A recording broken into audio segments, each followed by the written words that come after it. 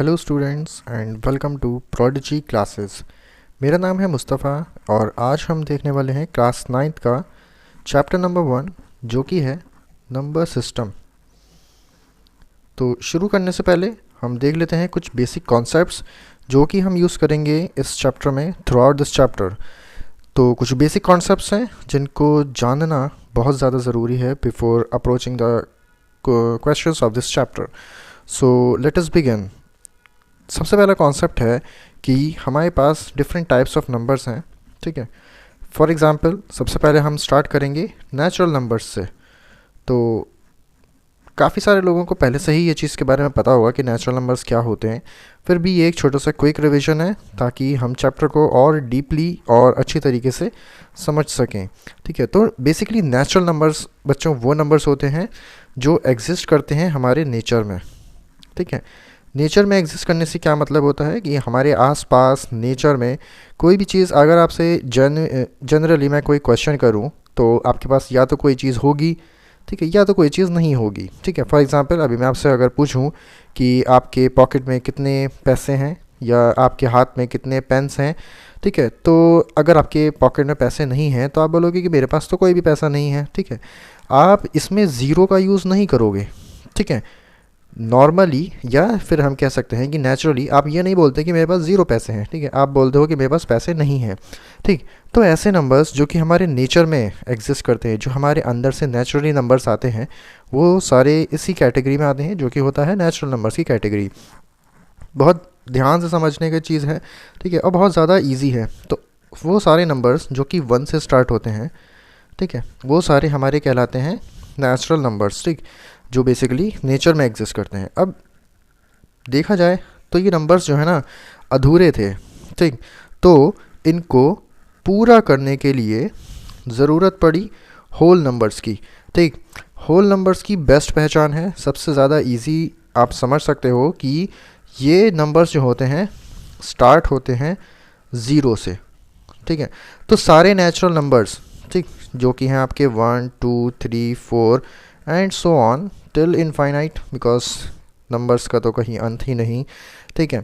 तो वो सारे नेचुरल नंबर्स जो कि स्टार्ट होंगे, मतलब नेचुरल नंबर्स और ज़ीरो हमारा बना लेता है होल नंबर्स, ठीक है। ये लिखा है ना होल, मतलब ये नंबर्स हमारे कंप्लीट हो गए, ठीक। अब आराम से गिनती करते रहो, ठीक।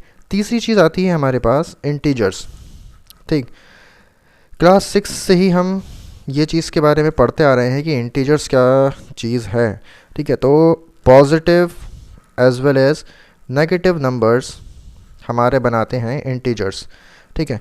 पॉजिटिव और नेगेटिव नंबर्स आप अच्छे से समझ सकते हो, ठीक, जैसे कि -1 -2 -3, ठीक है। इसके अलावा होल नंबर्स जैसे कि 0 1 2 3 एंड सो ऑन, ये सारे के सारे हमारे क्या बना लेते हैं, इंटीजर्स बना लेते हैं ना।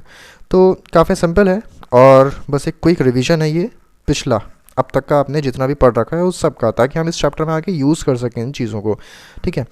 थोड़ा सा नया जो चीज़ आई है वो क्या है, रेशनल नंबर्स, ठीक है। हालांकि कुछ डिफ़िकल्ट नहीं है इसमें, ठीक है, बिल्कुल हलवा है ये भी।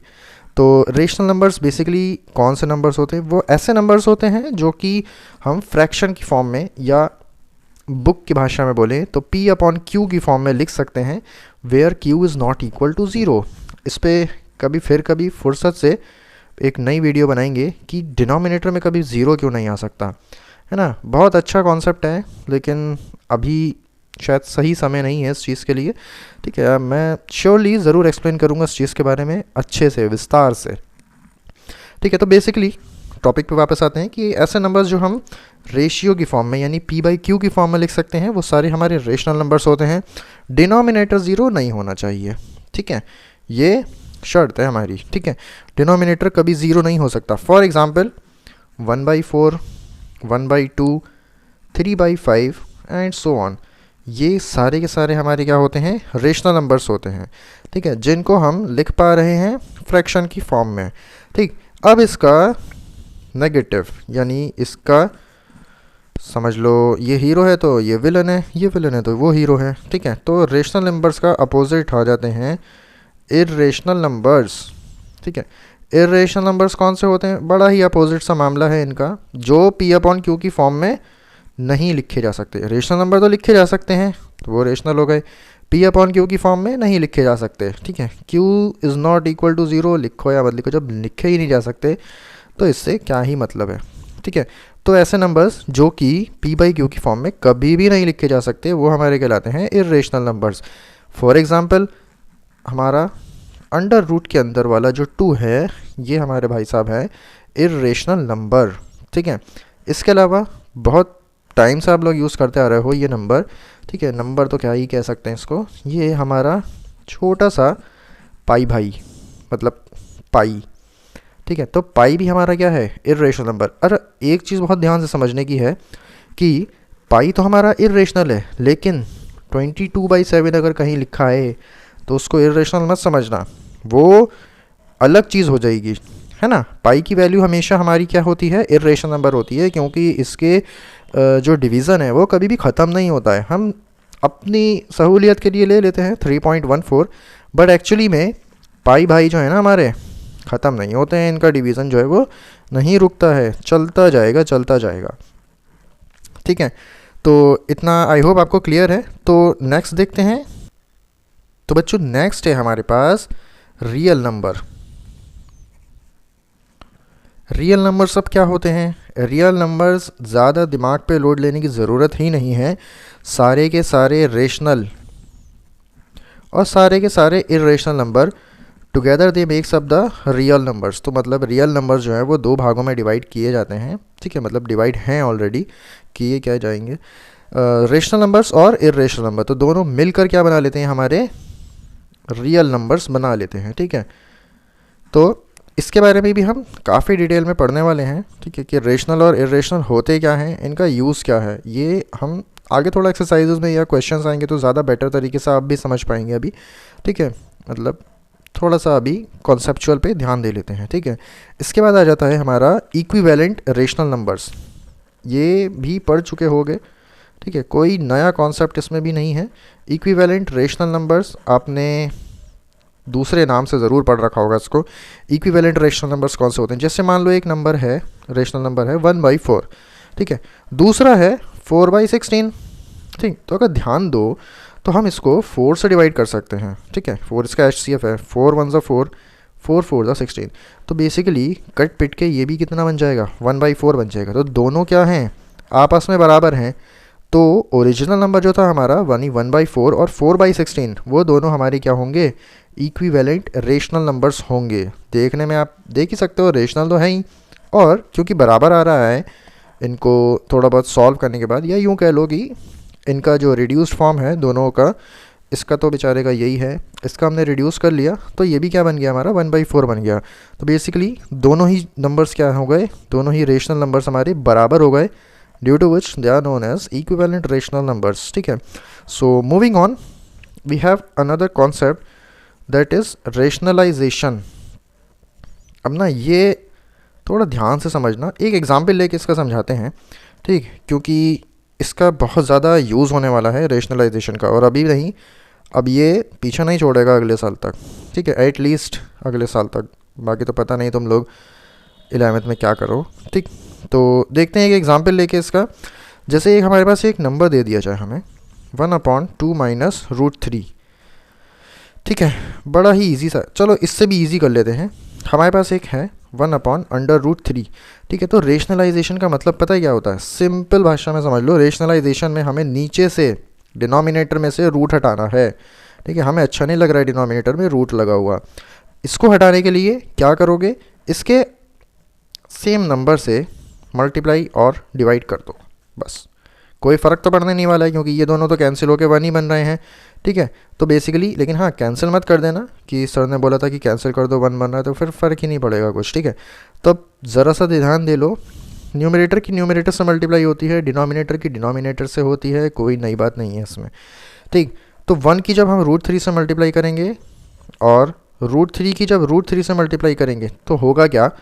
1√3 सा √3 बन जाएगा, और ये √3 × √3 ये बन जाएगा हमारे पास 3। क्यों बन जाएगा ये मत पूछना, बड़ा ही सिंपल सा है। √3 × √3, 3 3 ज़ा 9, √9 का मतलब क्या होता है 3। तो डायरेक्ट भी ध्यान रख सकते हो, कुछ जितना सॉल्व करने की इसमें आवश्यकता है नहीं, there is no requirement of solving it, right. तो √3 और √3 बस सिंपल से है, रूट हटा दो, या फिर ऐसा भी समझ सकते हो ना कि √3 का स्क्वायर अगर हम करते हैं तो 3 बन जाता है, स्क्वायर से स्क्वायर रूट कैंसिल हो जाता है, हालांकि करना नहीं है, ठीक है। उसके पीछे यही कॉन्सेप्ट है, ठीक। एक और थोड़ा सा कॉम्प्लेक्स उदाहरण ले लेते हैं इसका, जैसे है 1/2 माइनस √3, ठीक है। 1/2 माइनस √3, अब नीचे तो 2 आ गए भैया, अब क्या करा जाए। पहले तो एक वाला तो बड़ा ही आसान था, 2 वाले में भी कुछ नहीं करना है, एक वर्ड याद कर लो जो कि है कॉन्जुगेट। कॉन्जुगेट क्या होता है, कॉन्जुगेट का मतलब होता है इसका साइन अपोजिट करो और सेम मल्टीप्लाई और डिवाइड कर दो, जैसे इसमें करा था। तो साइन अपोजिट करना बड़ा ही ज़रूरी है, उससे क्या होगा, थोड़ा ध्यान दो। 1 की मल्टीप्लाई जब हम करेंगे फिर वही कॉन्सेप्ट है, न्यूमरेटर न्यूमरेटर, डिनोमिनेटर डिनोमिनेटर, बचपन का कॉन्सेप्ट है, पढ़ते आ रहे हो, ठीक है। तो 1 की जब मल्टीप्लाई करोगे 2 + √3 से, तो ये बन जाएगा हमारा 2 + √3, ठीक है। नीचे बन रहा है आइडेंटिटी जो कि है a - b times a + b, तो ये हो जाएगा a² - b², ठीक है भाई। यहाँ पे आइडेंटिटी यूज़ कर ली हमने, a + b और a - b क्या होता है a² - b²। आइडेंटिटीज़ भी तुम लोगों को भर भर के याद करनी है, इस बार तो मज़ा ही आने वाला है आने वाले चैप्टर्स में। तो 2 + √3 न्यूमरेटर तो एज इट इज़ आ गया हमारा भाई, कोई भी फ़र्क नहीं पड़ा उस पर। 2 का स्क्वायर हो जाएगा हमारे पास 4, √3 का स्क्वायर हो जाएगा, अरे अभी तो बताया था रूट से स्क्वायर हटा दो तो 3। तो इसका आंसर आ गया 2 + √3/1। 1 लिखो या मत लिखो मर्ज़ी है तुम्हारी, बस मैं लिख देता हूँ ताकि मैं तुम्हें दिखा सकूँ कि नीचे से रूट हमने हटा दिया, ठीक है। नीचे से रूट बिल्कुल गायब कर दिया। इस चीज़ को क्या बोलते हैं, रेशनलाइजेशन ऑफ द डिनोमिनेटर। ये बहुत ज़्यादा इंपॉर्टेंट है, थोड़ा ध्यान देना, आगे वाले टाइम में हम काफ़ी ज़्यादा इससे रिलेटेड भी क्वेश्चन सॉल्व करेंगे। तो आई होप आपको ज़रूर मज़ा आएगा इसके लिए, और चैनल पर प्लीज़ बने रहिएगा ताकि आप और भी ज़्यादा अच्छे अच्छे कॉन्सेप्ट जो हैं वो सीख सकें, ठीक है। थोड़ा सा और रह गया है बस, आई होप ज़्यादा लंबी वीडियो में ज़्यादा आपका समय नहीं लूँगा, ठीक है। एक और चीज़ हम आगे देखते हैं, तो last but not the least हम देखने वाले हैं लॉज ऑफ एक्सपोनेंट्स। अगेन कुछ ऐसा ख़ास और नया नहीं है, हाँ, बट हो सकता है क्वेश्चन सॉल्व करते में थोड़ा बहुत आपको नया लगे, बट आई होप कि आप लोग ज़रूर कर लोगे इस चीज़ को भी, ठीक है। लॉज ऑफ एक्सपोनेंट्स बच्चों हम पहले भी पढ़ चुके हैं कि अगर मान लो बेस सेम है और पावर्स डिफरेंट हैं, ठीक है, तो उस केस में क्या होता है, a⁻m मल्टीप्लाई बाई a⁻n, यानी पावर्स अलग अलग हैं लेकिन बेस सेम है। यहाँ पे नंबर्स के साथ भी डील करना पड़ेगा आपको, ठीक है, ऐसा ए पे तो नहीं आएगा, ठीक। तो उस पर बाद में आते हैं, फ़िलहाल चेक कर लेते हैं कि कॉन्सेप्ट क्या है, ठीक है। तो ये थोड़ा सा याद कर लेना या समझ लो इसको, कोई बड़ी बात नहीं है इसमें, या फिर पहले से भी पता ही होगा आप ज़्यादातर बच्चों को, ठीक है। तो जब बेस सेम होगा, पावर्स अलग अलग होंगी और बीच में मल्टीप्लाई होगा, तो आप क्या करोगे, सिंपली पावर्स को प्लस कर दोगे, ठीक है। a⁻m multiply by a⁻n is equal to a⁻m + n sum of mn, ठीक है। नेक्स्ट है, अगर सेम बेस हो, पावर्स अलग अलग हों और डिवाइड का कॉन्सेप्ट बन रहा हो, मल्टीप्लाई था अब डिवाइड का है, ठीक है। तो डिवाइड में भी कुछ खास नहीं है, बेस तो वही रहेगा और पावर्स जो है वो माइनस हो जाएंगी, सब्ट्रैक्ट हो जाएंगी पावर्स, ठीक है। तो a⁻m upon a⁻n is equal to a⁻ difference of mn, यानी m - n। एक बात ये हो गई, ठीक है। तीसरी चीज़ हम देखने वाले हैं, तीसरा जो लॉ है एक्सपोनेंट का वो क्या है, a⁻m bracket whole power n, यानी कुछ एक नंबर दे रखा है, उसकी पावर है m और उसकी भी होल पावर दे रखी है n, ठीक है। तो ऐसे केस में क्या होता है, पावर्स सिंपली मल्टीप्लाई हो जाती हैं, a⁻m × n, या फिर ऐसे भी समझ लो a⁻mn, ठीक है, mn हो, ठीक है।